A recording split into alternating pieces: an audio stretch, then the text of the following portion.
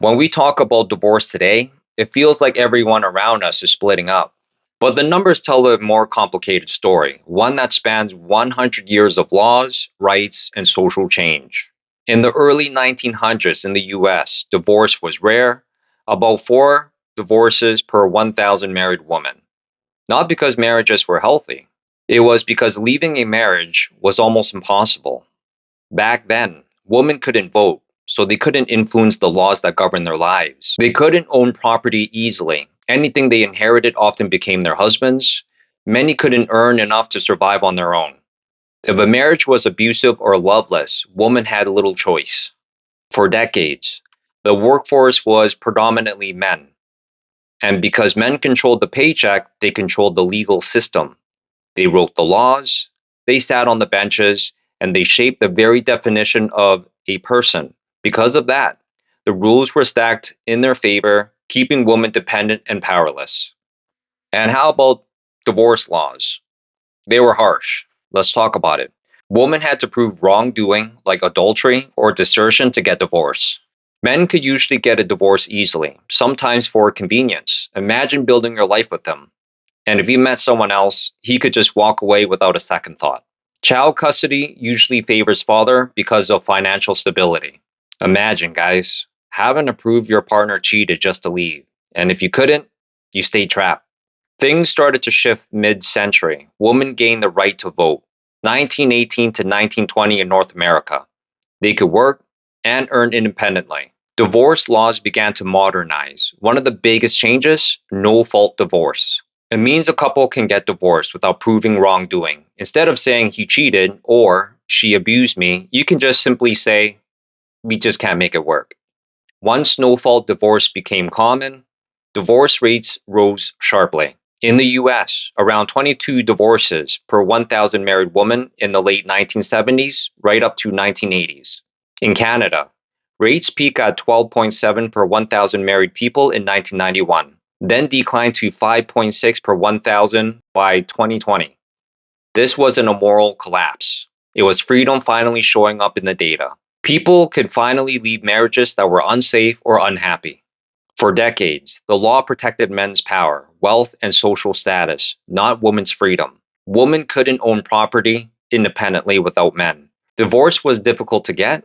Child custody favored fathers. Domestic abuse laws were almost non existent. Millions of women endured invisible hardships. They couldn't pursue careers, own property, or safely leave bad marriages. Divorce wasn't a right, it was a dangerous, rare luxury. Then came voting rights, labor and education rights, no fault divorce, legal protection against abuse. Suddenly, women had the freedom they never known before. Men sometimes see this as power flipping, but it's really a long denied choice finally available. Do some women weaponize it today? Of course. But today our focus is on women.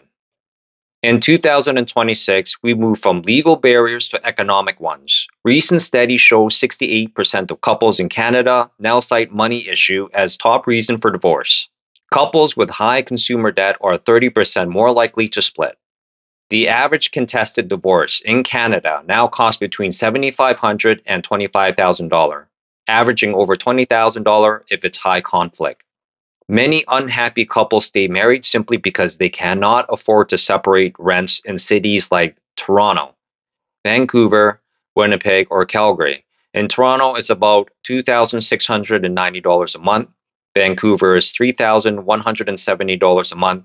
Winnipeg is $1,703 a month. And in Calgary, which is $1,981 a month. The cost of living has made splitting an expensive luxury. But here's the catch. Today, divorce rates are officially lower compared to 1980s, and statistically, that is 100% true. But the reason the divorce rates is falling isn't because we're happier, it's because people have stopped getting married. In Canada, common law relationships have grown fivefold. Over the last 40 years, we now lead the G7 with nearly 23% of all couples living as common in law. A common law breakup is just as painful, just as messy, and just as final as divorce, but it doesn't count as statistics. When a common law couple splits, the divorce rate doesn't move an inch. We aren't seeing more stability. We're just seeing a shadow version of separation that the government doesn't track. Marriage itself is declining, especially among young adults. Child born outside marriage are more common, 40% in the US and 30% in Canada. In Colombia, it's a zero point 0.6 per 1,000 people. In Chile, it is 3.6 per 1,000 people. In Australia, divorce dropped after no fault divorce. In 1975, partly because financial pressure kept couples together. Asia Pacific, divorce rose as social taboos eased. Low divorce rates don't always mean happier marriages. Sometimes they reflect stigma, a housing crisis that won't let you leave, or a generation that has given up on legal paperwork altogether. What we're seeing isn't moral failures in marriages, it's freedom meeting pressure.